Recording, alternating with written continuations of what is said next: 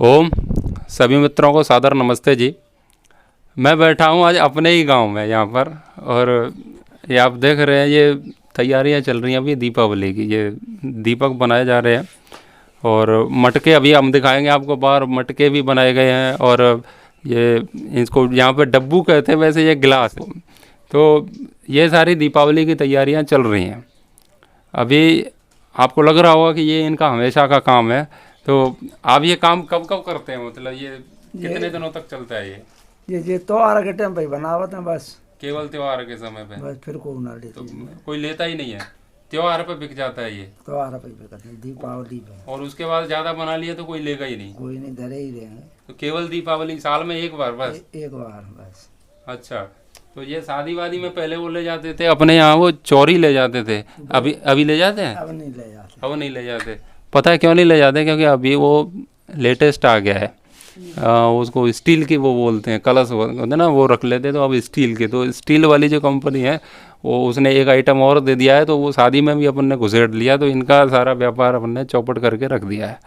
अभी हम देखते हैं कि अच्छा, आप कितने साल से कर रहे हैं ये सारा काम? 40 साल। 40 साल से कर रहे हैं ये। अब मतलब प्रतिवर्ष कम होता ही जा रहा है ये पहले से? होती ही जा रहा है वहाँ, अब को ले ही ना रह जाए। अभी आपको लग रहा है कितने साल तक और चलेगा ये? अब माल बनाना कितने साल तक चले? वो ज़्यादा चलने वाला नहीं है, क्योंकि हम बहुत आधुनिक अभी होते जा रहे हैं। ये हम बचपन से इनसे ही लेते हैं ये सारी चीज़ें। और राम मंदिर पे जब दीपक, मतलब जब मोदी जी बोलते हैं कि दीपक जलाओ, तो हम यहीं से लेकर के जलाते हैं। ये सारे स्वदेशी हैं। तो हो क्या रहा है, ये बाहर की कंपनियों ने इनका सारा काम तमाम कर दिया। तो पहले आप जो दीपक बनाते थे, मटके बनाते थे, तो उसमें खर्चा पानी घर का चलता था? तब तो खर्चा पानी को घर को चल जा, तो परिवार बन जा, तो अपनी बच्चन की शादी कर लेता है। बच्चों की शादी आपने इसी से कर ली? इसी से। और अब हो सकती है? अब नहीं है। तो इससे अभी घर का खर्चा भी नहीं चलता है? पूरा अब खर्चा पूर्ति ना होते, अब कोई लेते ही ना जिन्हें। कोई लेता ही नहीं है। तो आपके बच्चे क्या करते हैं फिर? बच्चे अपने मेहनत मजदूरी करते रहते हैं। और मजदूरी किसी और की करते हैं? और की कुछ शहर में जाके नौकरी करते होंगे? शहरों में धंधों मिल जाए, धंधों का मतलब पलायनवाद जो कहते हैं ना, ग्रामीण लोग क्यों भाग जाते हैं यहाँ से, ऐसे ही भाग जाते हैं। अभी ये मान लीजिए कि इनका, उनके, आपके पुरखे भी यही करते थे ना? पूरे का यही काम। इनके पूर्वज ये सब यही काम करते थे, इसीलिए इनको कहते हैं, गांव की भाषा में तो कहते हैं कुम्हार कहते हैं, आपने सुना होगा। वास्तव में इनको जैसे कुंभकार कहा जाता था। कुंभकार यानी जो घड़ा बनाते हैं उनको कहते हैं कुंभकार। तो संस्कृत का शब्द यही है। उसके बाद में ये गांव में ऐसे करके इनको कुम्हार बोलने जाने लगे। कुम्हार वैसे कोई जाति नहीं होती है और कर्म के अनुसार होता है। अब ये हमारे गांव के आखिरी कुम्हार हैं। आपके बच्चे अब ये काम करेंगे? ये नहीं करेंगे। मजदूरी कर रहे हैं, बाहर रह जाएंगे। मजदूरी कर रहे हैं। अब इनके बच्चे अच्छा, उनको ये सब आता है कि नहीं आता है? नहीं, ये बनाना ही नहीं जानते। आपका कोई भी बेटा, नाती, पोता ये नहीं बना सकता है? कोई नहीं बना सकता। मतलब ये जो परंपरा है ना, ये अभी ख़त्म होने वाली। ये हमारे गांव के यानी समझ लीजिए ये पूरे भारत के, क्योंकि ये गांव की जो स्थिति है वो हर जगह यही हो रही है। तो ये आखिरी कुम्हार हैं। इसके बाद पूरा समाप्त हो जाएगा इनका। ये जो आपका जो चाक है, इसको क्या कहते हैं? चाक ही कहते हैं ना। और इसको आध्यात्मिक भाषा में क्या कहते हैं, मतलब धर्म की भाषा में क्या चीज़ है ये? चक्र। चक्र किसका? भगवान को, विष्णु को। भगवान विष्णु का चक्र है। और वो जो जल रखा है उसमें पात्र में, वो क्या है? ये कुंडी है, शंकर कुंडी। ये शंकर जी की कुंडी है। कुंडी है। और वो डंडे को क्या कहते हैं? ये लकुट है। अच्छा, ये लकुट है। और इसको हनुमान जी का गदा भी बोल रहे थे वो आपके बेटे। तो ये जो अपने यहाँ जो परंपरा थी ना, वो ऐसे केवल व्यापार की उसमें नहीं था। ये केवल व्यापार नहीं समझना चाहिए इसको। ये देख रहे हो, भगवान विष्णु का ये चक्र है और ये लकुट है। इसको भगवान बजरंगबली का इनका सोटा भी कहते हैं। वो महादेव जी की कुंडी भी है। हर चीज़ को अध्यात्म से जोड़ करके रखा है अपने। जो ये तो केवल बिजनेस पर्पज से नहीं होता है। ये एक आध्यात्मिक केंद्र है ये। और आप जो देख रहे हैं ना, इसका एक शास्त्र में भी एक उदाहरण आता है, चक्र भ्रमणवत धृष्ट शरीर है। तो ये इसका उदाहरण शास्त्र में आता है। शास्त्र में आप पढ़ेंगे तो उसमें घटपट वाले दो उदाहरण बहुत आते हैं। तो घट माने होता है घड़ा। तो ये जो इनका जो बनाया हुआ है वो है ना, जो उसी के आधार पर शास्त्र में बहुत सारी चर्चाएं की गई हैं। तो वैसे जो कहते हैं ना, गाँव में भारत बसता है। मेरा मानना है जैसे कि अब इसमें से मटके भी बनाए जाते हैं, इसमें दीपक भी बनाए जा रहे हैं। जो व्यक्ति मटके का प्रयोग करता है वो समझ लीजिए भारत में रह रहा है। और जो रेफ्रिजरेटर का पानी पीता है वो इंडिया में रह रहा है। ये भारत का निर्माण करने वाली मशीन है ये। अब होता क्या है कि पहले यहाँ पर इतने गांव में जो भी कार्यक्रम होता था यहाँ से ले जाते थे। गांव में जो भी कार्यक्रम होता था तो दीपक ले जाते, सारे गांव यही खरीदता था ना। यही चीज इससे पहले तो प्लास्टिक वाले अपने यहाँ चलते नहीं थे। नहीं कहते नहीं। ये इसमें गांव में 2 परिवार हैं, 2 घर हैं इनके, और पहले हर गांव में ये जो रहते थे ना लोग, इसीलिए रहते थे कि सबका अपना अपना काम रहता था।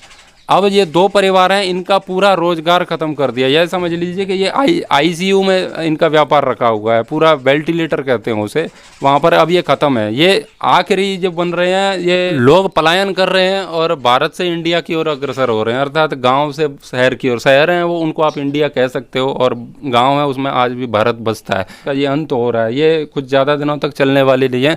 इनकी आयु हो गई होगी, अभी कितनी होगी आपकी आयु? 65, और ये ज़्यादा से ज़्यादा 10 साल तक और चलाएंगे, और इनके बेटे और पोते वो सब कुछ चलाते नहीं हैं, जानते ही नहीं हैं, तो वो अपनी नौकरी और रोज़गार कहीं और ढूंढेंगे। तो ये पूरा जो तंत्र है ना स्वदेशी केंद्र वाला, वो पूरा ख़त्म होने वाला है। और ये यही नहीं है, इनकी आयु के जितने भी लोग कर रहे हैं ना, भारत में 9 लाख परिवारों को तो बेरोजगार होना पड़ा है इसकी वजह से। किसकी वजह से? जो प्लास्टिक का जो अभी चलता है, डिस्पोजल जिसे कहते हैं। अब शादी में हम सब कुछ ऐसा ही लेकर के आते हैं, आर्टिफिशियल वैसा जो होता है, वो प्लास्टिक के गिलास रखते हैं हम, और प्लास्टिक शादियों में उसका भरपूर हम प्रयोग करते हैं। पहले ये सब दीपक वीपक ले जाते थे, लेकिन अब तो बाजार से गए तो वो उसका प्रॉफिट सीधा, अब पता है आपका धंधा चौपट किसने किया है? प्लास्टिक की कंपनी। आप चाहते हैं कि मतलब प्लास्टिक के गिलास लोग प्रयोग करें? नहीं चाहते। नहीं चाहते, हाँ, क्योंकि आपका रोजगार चौपट हो गया। प्लास्टिक की जो कंपनी है, वो जो किसी की भी हो, जो गिलास बनाती है और भी बहुत सारी चीज़ें, फ्रिज बनाती है, फ्रिज भी इसका बहुत बड़ा कारण है इस व्यापार को बंद कराने के लिए। उसकी बहुत बड़ी भूमिका है। पहले घड़े का पानी पीते थे, इस गांव में कहीं भी फ्रिज नहीं होते थे। अब जब से फ्रिज का प्रवेश हुआ है भारत में यूरोप से, तब से ये सारा तंत्र पूरा, अब कोई मटके का पानी नहीं पीता है।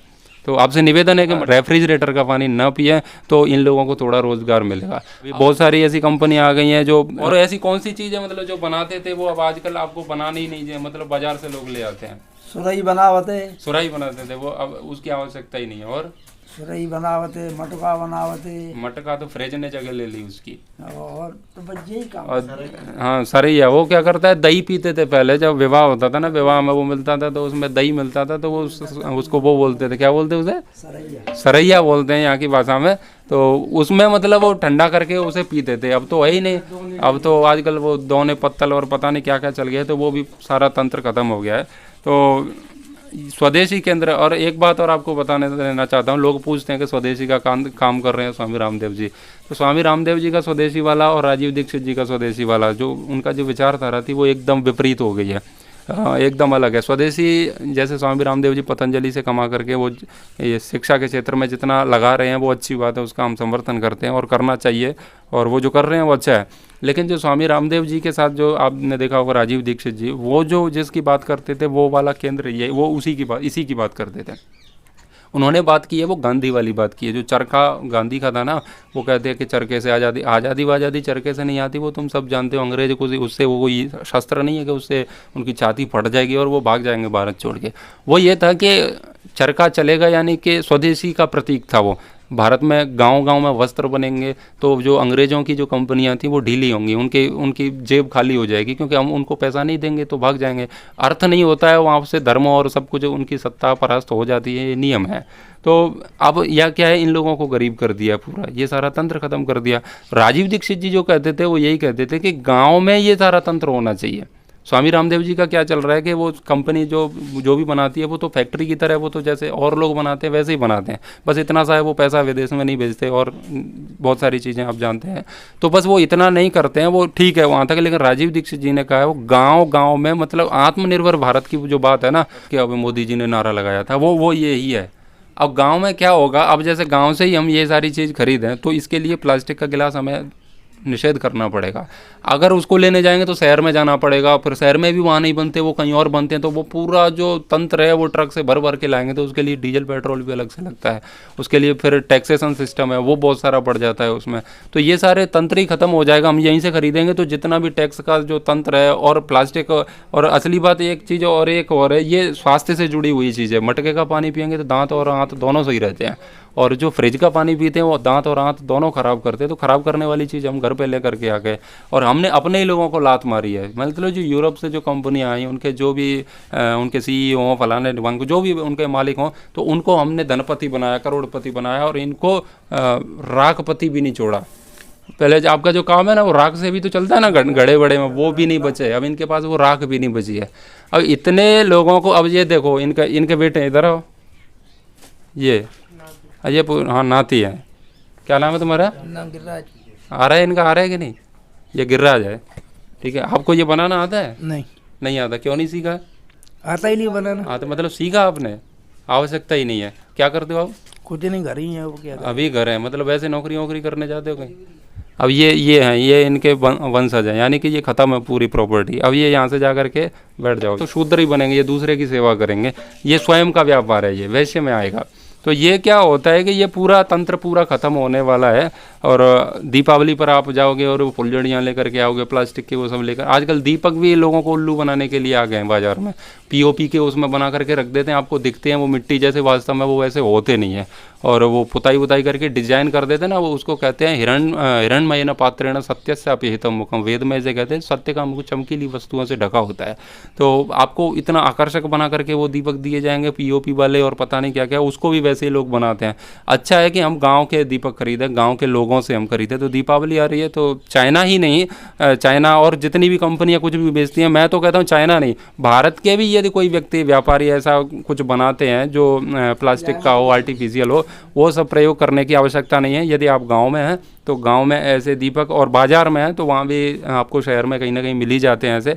तो ऐसे स्वदेशी वस्तुओं का प्रयोग करें तो इससे क्या होगा, इतने लोगों को रोज़गार मिलेगा। अब भारत में अभी लगभग 6.5 लाख गांव हैं, तो 6.5 लाख गांव में से आप मतलब 2-2 परिवार भी अगर गांव में होंगे ना, तो उस भी 12-13 लाख मतलब लोग परिवार हो जाते हैं। तो इतने लोगों को तो हम रोज़गार दे ही सकते हैं, और इसमें हमें कुछ नहीं करना है, बस उनका बहिष्कार करना है और इसका प्रयोग करना है, बस इतनी सी बात है। घड़े का पानी पिए, रेफ्रिजरेटर को छोड़िए, वो सब नहीं है, उसमें सड़ी बसी सब्जी रख करके फिर खाना, ये कोई अपनी सभ्यता नहीं है। तो यूरोप की ओर ना भागें, तो वो इंडिया है वो यूरोप की ही देन है। तो भारत में जो बात की जाती है वो इसी की बात की जाती है। तो हम इंडिया से भारत की ओर आएँ और ऐसे कुछ लोगों को समृद्ध बनाएं। बाबा का ढाबा तो हमने देखा, बहुत सारे लोगों ने फेमस किया उसको, अभी वो ढाबा की दूसरी कहानी चल रही है। तो इन लोगों का सहयोग होगा। अब आशा है कि आप लोगों को कुछ बात समझ में आई होगी, तो आप जहाँ भी हैं वहाँ पे ख़रीदें, तो ऐसे लोगों का रोज़गार बढ़ाएं, क्योंकि 135 करोड़ लोग हैं, हम सब मिलकर के एक दूसरे का सहयोग करेंगे तो ही रोज़गार पैदा होगा। सरकार किसी को इतने लोगों को रोज़गार दे भी नहीं सकती, और हम इन लोगों के रोज़गार को ख़त्म कर रहे हैं, फिर देंगे किसे?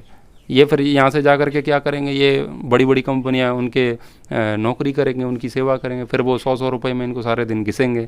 ये इनका व्यापार होता था तो बहुत पहले अच्छे से चलता था। ये बता रहे अपने बच्चियों सबकी शादी कर ली इन्होंने, पूरा घर बार इसी से चलता था।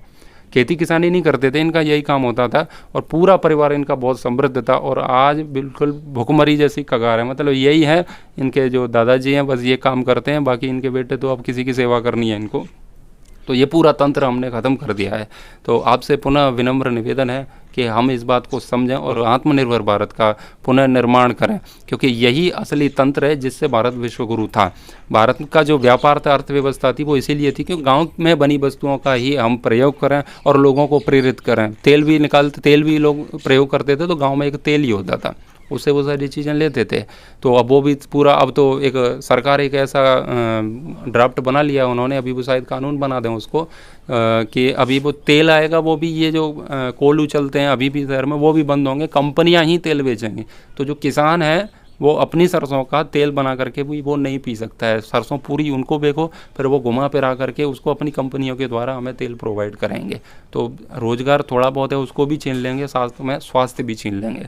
तो स्वदेशी वस्तुओं का प्रयोग करें। प्लास्टिक का भी गलती नहीं है, वो गिलास हमने एक बार प्रयोग किया, यूज एंड थ्रो होता है, वो फेंक दिया, इसको हम दोबारा भी प्रयोग कर लेते हैं इन सारी चीज़ों को। तो स्वास्थ्य की दृष्टि से, भारत की अर्थव्यवस्था की दृष्टि से, मानवता की दृष्टि से भी, क्योंकि हमें सबको मिलकर एक दूसरे का सहयोग करना है। एक व्यक्ति को करोड़पति बनाने का हमारा कोई ऐसा ध्येय नहीं होना चाहिए। और भी लोग रह रहे हैं, उन सबको सर्वे भवन्तु सुखिनः सर्वे सन्तु निरामयाः सर्वे भद्राणि पश्यन्तु माँ कश्चित् दुःख भाग् भवेत् की हमारी जो गरुड़ पुराण में जो कल्पना की गई है उसको हम साकार करें। तो गाँव में ही निर्मित वस्तुओं का प्रयोग करें अधिकांश जितना हो सके। जो नहीं होता है बात अलग है। तो इन लोगों को थोड़ा प्रेरित करें, क्योंकि इनके थोड़ा अर्थव्यवस्था आगे चलेगी तभी ये बनाएंगे। अब आपसे कहें कि और बनाओ तो बना के रख लोगे तो बिकेंगे नहीं, तो क्या बनाओगे आप? नहीं, अब ये किसके लिए बनाएंगे? हम प्रयोग करें तो डिमांड बढ़ेगी, तो ये इसका प्रयोग बहुत अच्छे से कर और इसका उत्पादन करेंगे तो इतनी तो भावना हमारी होनी ही चाहिए। ज़्यादा कोई बड़ी बात नहीं है, बस हमें ख़रीदना ही तो है, तो जगह बदलनी है बस, वो प्लास्टिक वाली चीज़ें छोड़िए और स्वदेशी की ओर आइए। स्वदेशी का अर्थ है मतलब भारत में निर्मित चीज़ें। स्वदेशी वो उन कंपनियों को भी ज़्यादा वो करने की आवश्यकता नहीं है। स्वदेशी का अर्थ पतंजलि नहीं कंपनी नहीं होता है। औरों की अपेक्षा आप पतंजलि का सामान खरीदें, बहुत अच्छी बात है, और उनका पैसा ब्रह्मचारियों के लिए गुरुकुल में लगता है, बहुत अच्छी बात है। लेकिन राजीव दीक्षित जी वाली बात थी, वो बिल्कुल यही काम है। तो ऐसे हम गाँव का निर्माण करें, निर्माण तब होगा तब हम इन अपनी डिमांड बढ़ाएं, इनसे मांगें। अब आज आपके पास जैसे पूरा गांव आकर के कहे कि हमें दीपक चाहिए, मटके चाहिए, तो आप बनाने को तैयार हो? तैयार है। ये अब तभी तो बनाएंगे, क्योंकि इनसे लोग आकर के कहें, क्योंकि ये सारा दिन रात मेहनत से इतना काम करते हैं, कोई खरीदेगा नहीं तो होगा क्या उसका। अब आप कितने बजे से ये चलाना शुरू किया आपने? ये 7 बजे थे। सुबह 7 बजे से, और कब तक चलाएंगे इसे? 5 बजे तक। 7 से 5 तक। ये केवल दीपावली की तैयारी है, सुबह से ये शाम तक देखो पूरे दिन का रोजगार हो गया। अगर हम अपने पूरे जीवन में ऐसी हमारी जीवन शैली हम अपना है तो उससे इनको 365 दिन का रोजगार मिल सकता है, और घर में ही बैठ करके गांव के ही लोग हैं, इनको भी रोजगार मिल सकता है। तो ये पलायनवादी हो रहे हैं ना लोग, तो ये यहाँ से जा कर के, ये क्या है ना, सरकार ने पूरी कंपनियों को एक्सेप्ट कर करके उनको अनुमति दे दे करके ऐसे लोगों का रोज़गार छीना है सरकार ने, और बात वो रोज़गार देने की करती है। क्यों? क्योंकि इनके रोज़गार छिन जाएंगे तो फिर जो पूंजीपति है ना, उनके पास लोग सेवा देने जाएंगे, तो फिर वो अब यहाँ तो रोज़गार इनके पास बचा नहीं, तो करेंगे क्या? ये करेंगे ये कि वहाँ जाएंगे, फिर 100 रुपये में भी अगर कोई इनको लगाएगा अपने यहाँ ड्यूटी पे, तो 100 रुपये में पूरे दिन रात अपनी एड़ियाँ वहाँ पर घिसेंगे। तो सस्ते मजदूर सरकार को चाहिए, इसीलिए ऐसे रोज़गार सरकार ने ख़त्म करने का पूरा प्रयास किया है। चाहे वो कोई भी सरकार रही हो, कांग्रेस की हो चाहे बीजेपी की हो, सब वही है, वो हेड और टेल होता है ना सिक्के का, बस ये वही है और ज़्यादा कुछ नहीं है। तो जैसे आत्मनिर्भर भारत की बात की, तो क्या है उसमें ज़्यादा कोई ऐसे, यदि इस तरीके से कोई काम किया जाता है तो बात ठीक है। नहीं, एक कंपनी को आप कोई आगे बिठा दो स्वदेशी के नाम पर, तो वो भी कोई बात नहीं है। अब आप किसी भी कंपनी का माल खरीद लो, उससे देश को क्या फ़ायदा है?